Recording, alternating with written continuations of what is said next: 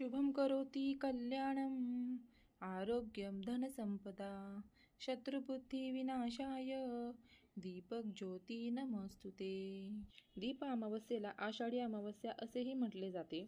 या दिवशी दीपपूजन करून श्रावण महिन्याच्या स्वागताची तयारी केली जाते। अंधारातून प्रकाशाच्या वाटेवर नेणारा दिवा मांगल्याचे प्रतीक आहे। यामुळे अनेक चांगल्या वाईट प्रसंगांमध्ये आपल्या संस्कृतीत दिव्याला खूप महत्त्व आहे। आषाढ अमावस्या म्हणजेच दीप अमावस्या। या दीप अमावस्येला दिव्यांची आरास करून दिव्यांची पूजा करायची असते। दररोज सकाळी देवांसमोर दिवे तेवत असतात। ते दिवे आपल्याला प्रकाश देतात आणि त्या दिव्यांच्या पूजनचा सुद्धा एक दिवस असतो आणि तो म्हणजे दीप अमावस्या। दीप अमावस्येला मुलांचे औक्षण करण्याची परंपरा आहे। दिव्यांचा प्रकाश संकट दूर करतो, मुलांचे आयुष्य तेजस्वी व सकारात्मक व्हावं ही भावना असते। धार्मिक कथेनुसार बाळकृष्णाने यमुनेत कालिया नागाचा पराभव केला। त्यावेळी यशोदा मैयानी व इतर महिलांनी त्यांचं दिव्यांनी औक्षण केलं। त्याच तेजाचे वरदान आपल्या मुलांना मिळावं म्हणून ही परंपरा सुरू झाली।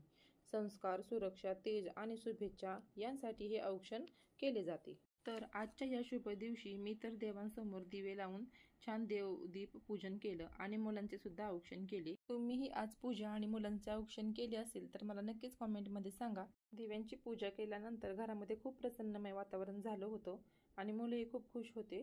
तर आजचा व्हिडिओ तुम्हाला कसा वाटला ते मला नक्की सांगा। त्यापासून सुरू होणाऱ्या श्रावण महिन्याच्या तुम्हाला खूप मनापासून शुभेच्छा। तोपर्यंत बाय, भेटूया